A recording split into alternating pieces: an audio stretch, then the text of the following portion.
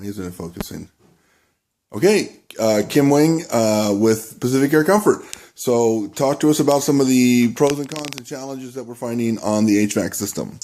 Yes, one of the situations that we have is with the addition, or we'll call it the grandma's room in the main house, is the area over there is very small. And so the first thought is to go with zoning to help keep the cost down of not duplicating the cost of the equipment. But one of the issues that has occurred, we have old school and we have new school. Basically, what occurs is that what we're trying to do is motor the system down to supply the capacity just for grandma's room or the addition.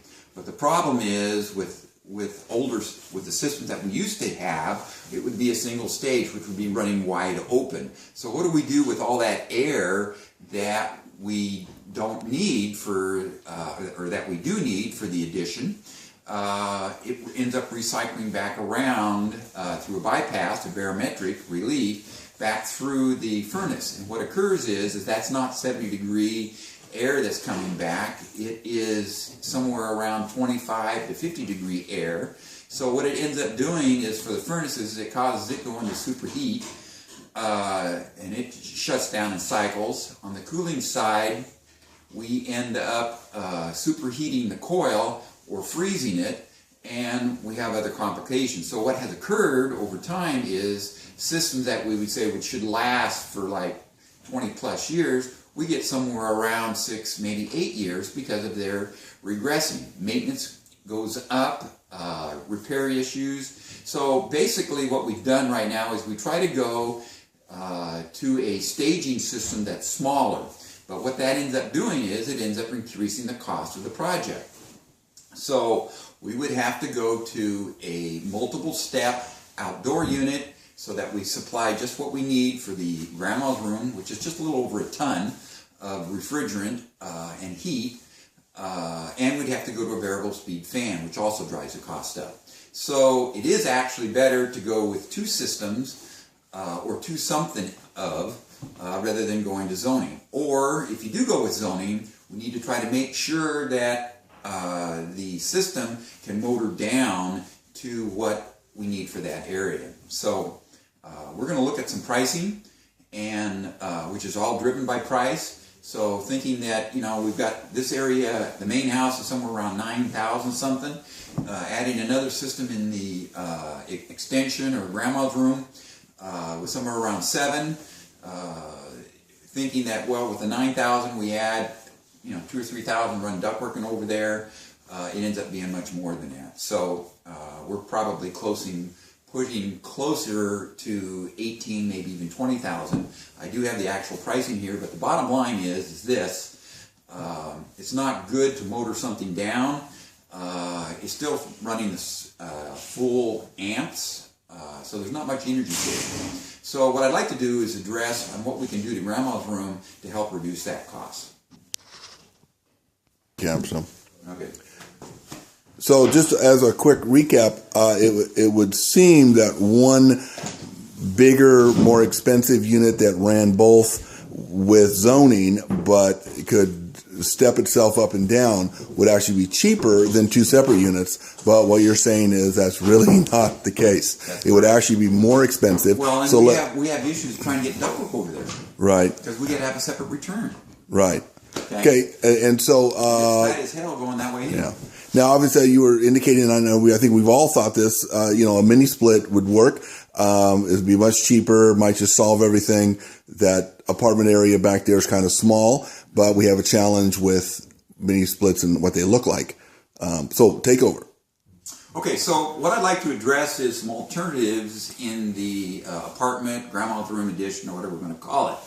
And of course, because it's a smaller area, it's a very, very good match for a ductless mini split heat pump system. Now, we have two different variations. The two different variations is the traditional, what you see when you go down to the Bahamas or whatever, it's sitting up on the wall, which is somewhere around the 8 feet. It has enough capacity to provide the heating and cooling, multi-direction, either sideways, up and down. It's a very good match for that area as far as the square footage. However, if you don't like to see the actual unit, we have another ductless, which is called a ducted mini split heat pump system, and it sits above the ceiling, and it's like a rectangular box. It's very thin. That's our coil, has a fan in it, and we run ductwork out to wherever we want to discharge, and we have a return. So these types of systems are being implemented into apartment complexes. Upper end, the nice thing about the ductless mini split is the amount of power that it consumes, which is less than a toaster. So when you look at a ducted system or a zone system, it's going to be very costly to operate those systems, either on gas, heat pump. The thing is that with the for the addition, grandma's room, extension, whatever we want to call that room, I guess we'll call it apartment. The good match, the better match, is to look at the ductless mini split. And so what I have here is I've looked at just summarizing some prices. If we go with a traditional wall unit, a round number is $4,800. There is $800 that Energy Trust of Oregon is going to write back and give you back money. Also, there is some state tax credits availability, which is somewhere around $1,000 that you can also get off that. So, again, note that the tax credit is an eligibility. If your debt income is $1,000 and you are eligible for $1,000, you would owe zero. So that's kind of how it works. Now, the other option is going to a ducted. A ducted system, a little more money, not as efficient as a wall unit, but it meets more the criteria of operating that area as independent and way more cost effective than running the rest of the house, which consumes more energy. That price, as far as a round number, is $7,300. So those are your two options. Either go to a ducted, ductless for $7,300, which has no rebates. The state's not set up, or Energy Trust. But you go to a wall-mounted unit, which comes in one hot color, which is ivory or white, $4,800, and the possibility of getting somewhere close to $2,000 off. Real quick, what brand? Because there's lots of them out there. The one that we've kind of standardized, and I don't know, I gotta, we can talk about that. We have Carrier and we have Daikin. Okay. Yeah. And then both have very good warranties. That's the biggest thing for us. Now, and we have great support for that. Now, on the heating side of a mini split, you're still using electricity. I know their COP is very high. They're very efficient. But from a heating standpoint, on a BTU per BTU, comparing it with natural gas, are they more expensive to heat? Oh, that's a very small area. It's probably not the biggest concern. But I am just curious, is a high efficiency mini split heat pump, when it's heating, less expensive than a natural gas heater? Okay, so excuse me for interrupting, but the answer to your question is yes. So everything goes back to BTUs per hour as far as a cost per BTU per hour, as far as comparison. So we can take a natural gas, which is somewhere around $18 to $24. A heat pump in general is somewhere around $5 to $13. So from that aspect of it, a heat pump is less expensive to operate. The problem with most heat pumps is that when it gets colder, it doesn't produce as much heat. However, the ductless mini split has got around that, and we have a new compressor that's came out. It's fairly new. It was introduced in 2006. It's called the inverter technology. And that compressor basically is recirculating the refrigerant to extract more. So we can actually provide down to like 17 degrees the full load BTUs that we would normally expect that we would not be getting from a traditional heat pump. So the answer to your question is, in so many words, the cat's meow, is to go with a ductless mini split for both efficiency and also, which I didn't mention, noise. Speaking of noise. Okay, so Byron and Julie have lived with mini splits in a variety of places throughout the world. Yep. And they were a little concerned just about that fan noise. Although anytime I've ever been in a house that has had forced air, like mom and dad's, Sure. There was fan noise. Right. go ahead and address that. Okay, well, we have some pluses on our side. Number one is that this is a new construction house. Even though it's existing, you're redoing the insulations and making the house much, much tighter than you would traditionally. So from that aspect of our heat loss is very minimal. Number two is, yes, the noise that you hear is the fan. The fan diameter is, the wheel is about 4 or 5 inches, and it's, I don't know, maybe 30 inches. But that's what you hear. So that is measurable. On the highest speed is 50 dB. So as a comparison to what sounds like 50 dB, our new refrigerators are 50 dB. So yes, it is noisy. However, it's very, very low. So as you motor the thing down, as you get up to temperature, and you go to a lower speed, it motors all the way down to somewhere around 25 to 30 dB, which is very quiet. Now, what we don't know is the age of the units that Byron and Julie were using where they were living in South Africa and Thailand and various other places. Yes. Is it just perhaps in the last few years they've gotten a lot quieter, or is it what they've been living with is what they're going to hear?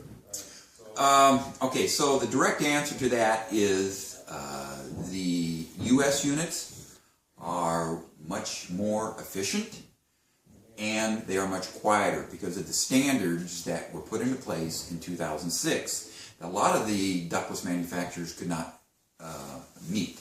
And so from that aspect of it, these units consume less power, and two, are much, much quieter. Oh, okay. So comparing it to a unit that's been overseas, even if it's a brand new overseas unit, the overseas unit may be louder. They will be louder, because and they will be less efficient. Okay, because interesting. The efficiency standard is much, much higher. Higher here in the U.S. Okay, well, good. So that's kind of an apples to orange thing, because we didn't know that. Okay. But I wanted to key on that refrigerator comment. Yes, which we put on pause when I was continuing. But the point is that you know what a refrigerator sounds like, at least the newer ones. And that's 50 dB, and that's a measurable level that you can compare to. The inside units are at high speed at somewhere around 48. We'll call it 50. So they are at the same noise level and or quieter. Wow, and that's when they're running full blast. You're generating the 50. Right, and so then it'll be quieter if we can just figure out a way to not have it be this ugly box on the wall. That's really good info. Okay, I'll pause this again. Hang on a second. Okay, so while our recent discussion is that heat pumps are more efficient, even in heating, on a cost penny. Spend a penny, how much heat do you get out, than even natural gas. You had just mentioned about the heat rise. Go ahead with that. Okay, so there's always an exception to everything that's made. Well, almost. But in this particular case, what I wanted to point out was the fact of a heat pump gets somewhere around a 25 degree temperature rise. So if we're at 7 degrees, we're discharging 95 degrees. Our body temperature is 98. It's a comfortable heat, but doesn't take the chill off. So whereas a gas furnace, we get somewhere around 65 degrees, so we're above our body temperature, and therefore it takes a chill off. So when we're trying to heat large areas, a natural gas system is a better choice than a heat pump system. However, one of the offsetting factors with this home is the fact that we are increasing the R rating of the exterior, whether it's the windows, which will be done as staged in, but we're also doing the walls. So the bottom line is that with a heat pump system, you want to try to maintain close to set point temperature. If we're doing 70 degrees, it gets colder out, we would reset back to 65 degrees. Whereas with a gas furnace, we could go back to 60 if that was tolerable to us as far as when we went to bed at night. So that's kind of how the heat pump works in regards to a gas furnace. Yeah, so the main part that would make a difference is if you're away and you came into a stone cold house, the heat pump would just take a little longer to heat it up. And two, if this was a block and wall, right? Okay, yeah, big difference. Okay, or if we had a gym or something like that, or a workout area where we're in it not all the time, but we need to get it up to temperature, gas is a much better choice. Okay, but in our situation, it's other factors are probably more Right. important. And then, of course, it depends on what you want to use. Right. Okay, good. Thank you. Okay, interesting quick story. Kim, what do you have in your house? Well, that's interesting because what I have is called a hybrid system. And as we know, with cars called hybrids, they're more efficient in getting between point A and B. Bottom line is, I run a heat pump till about 40 degrees outside air temperature, and then I flip over to a natural gas system. What that did for me was it reduced my total operating costs. So December, my gas bill was like $200. This was like 3 years ago. The house was around 2,000 square feet, older home. So the next month, I put in a heat pump. It ran.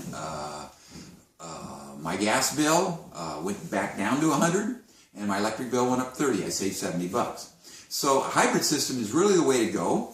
The cost difference between an AC and a heat pump is the addition of a reversing valve and, of course, the control. So cost-wise, you're probably somewhere close to $400, $500, $600, which you would see that investment back somewhere around 3 to 4 years. Okay, and then the only minor point is your heat pump, since it doesn't have to run, it's not the only source of heat. You have a lesser expensive one that shuts off at about 40. You don't bother with the new inverter technology that will provide good heat all the way down to about 17 degrees because you're already doing the hybrid. That's correct. And the other point that I didn't note that you need to is, what is the ambient temperature? How cold does it get in the winter? How often does it go below 40 degrees? Well, statistically, we have that information, which is available at the airport. And the number is 15%, it will go below 40 degrees, or 85%, the weather is above. So the time that I'm using my gas furnace is very minimal. So what that actually figures out in days is somewhere around 38, 42, something like that, if I remember correctly.